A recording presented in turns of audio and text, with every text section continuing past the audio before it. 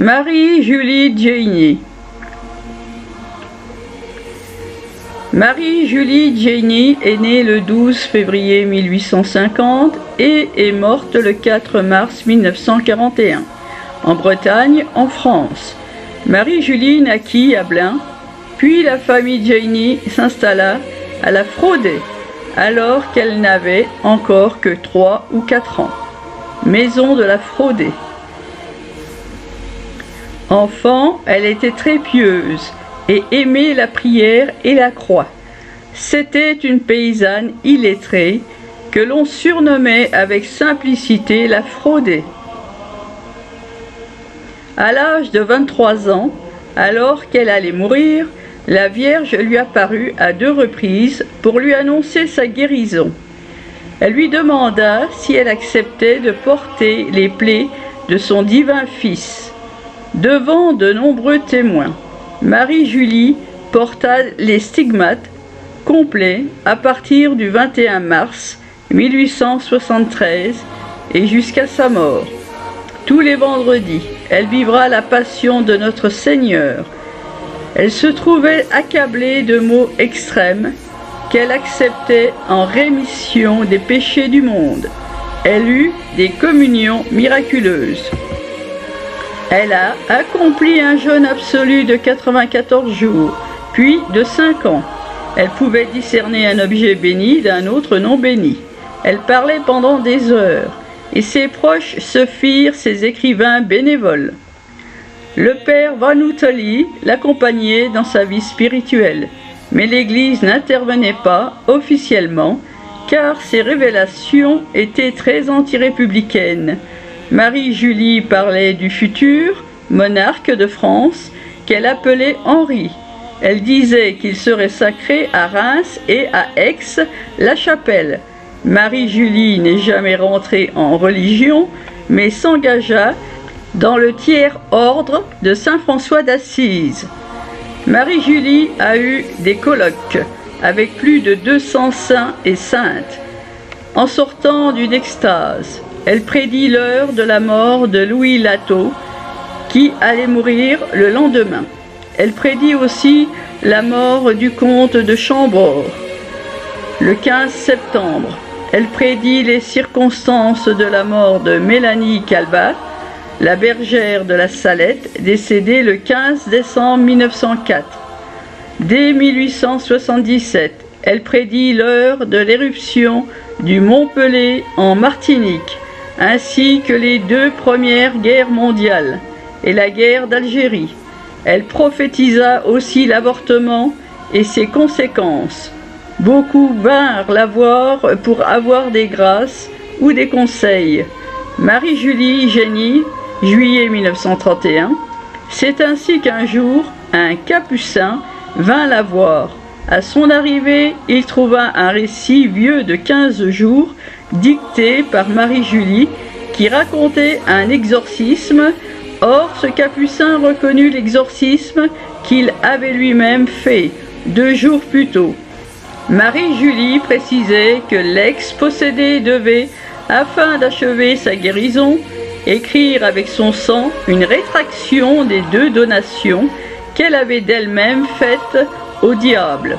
10 jours après, cette rétraction arrivait par la poste.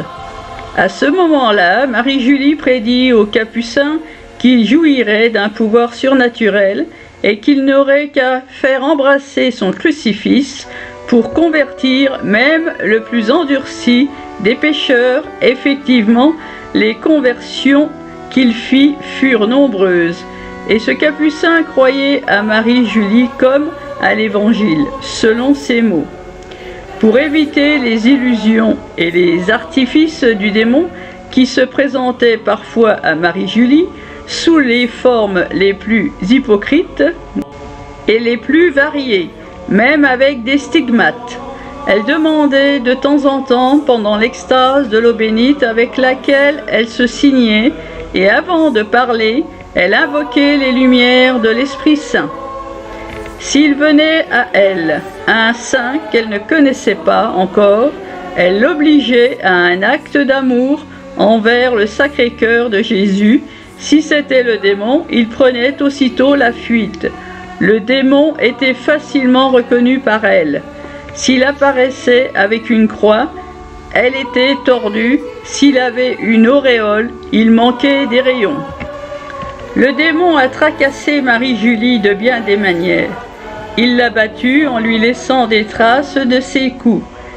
Il lui est même arrivé, au moment de prendre l'hostie, de ne pouvoir desserrer les dents, mais l'abbé David, sachant ce que cela voulait dire, approchait la sainte hostie de sa bouche, et en présence du corps du divin Sauveur, Satan était obligé de lâcher prise, et Marie-Julie pouvait ainsi communier malgré les efforts de l'enfer.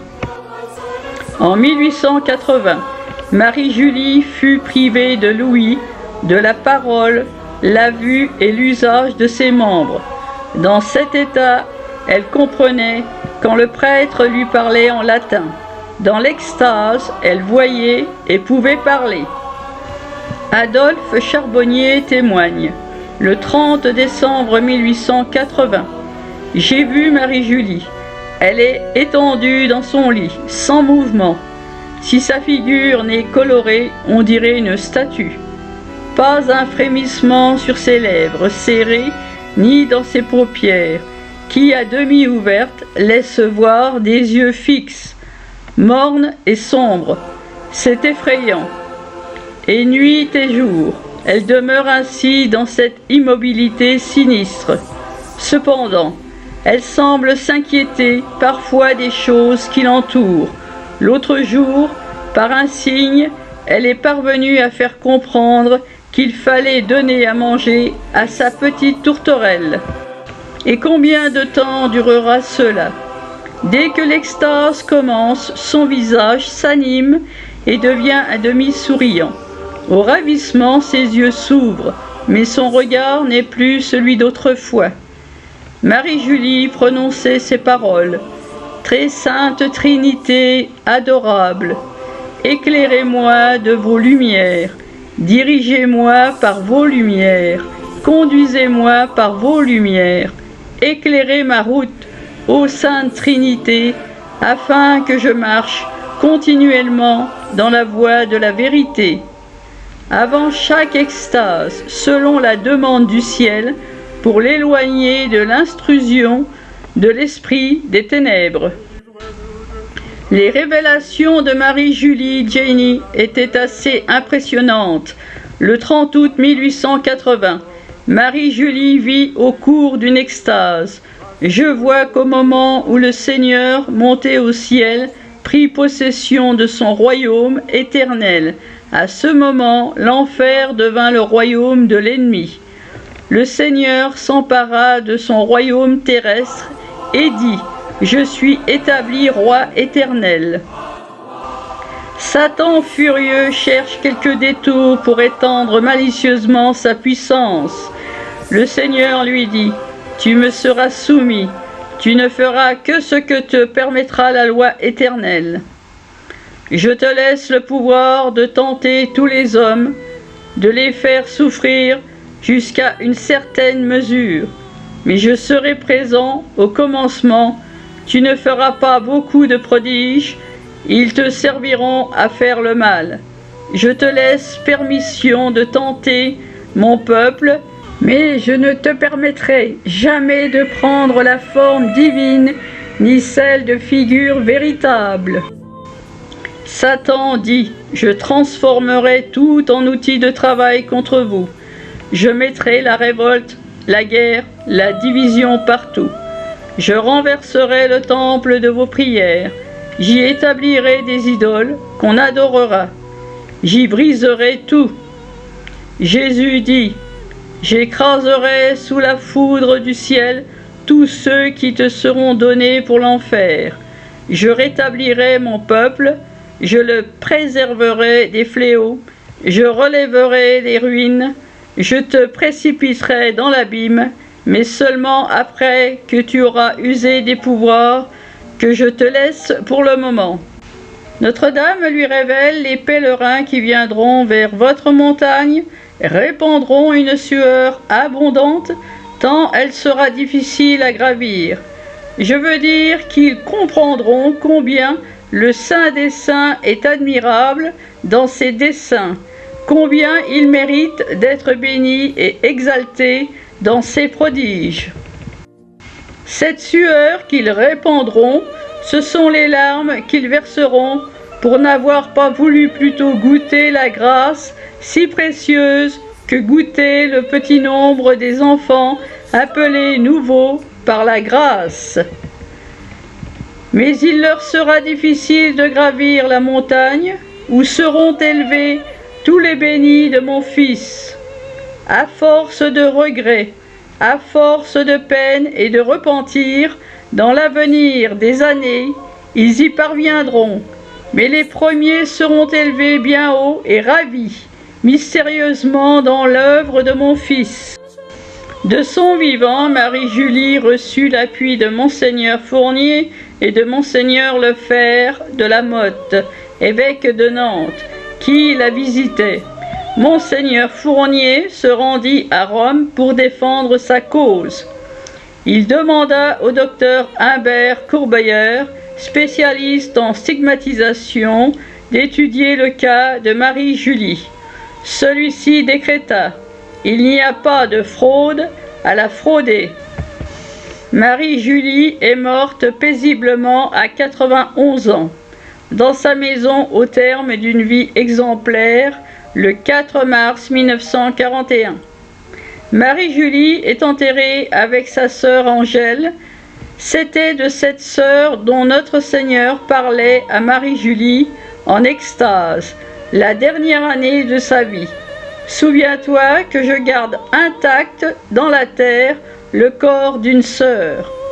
Pendant l'extase du 2 janvier 1885, Jésus lui avait dit: ma fille, je cacherai mon cœur sous ce voile et il ira vivre dans ton cœur. Ton cœur battra comme avant, jamais ton amour ne se ralentira, tu n'oublieras pas mon nom sous la planche du cercueil. Le souffle de vie de mon cœur sera transplanté à l'intérieur du tombeau. Bien que de nombreux Bretons la vénèrent déjà comme une sainte, son procès de béatification est toujours en cours.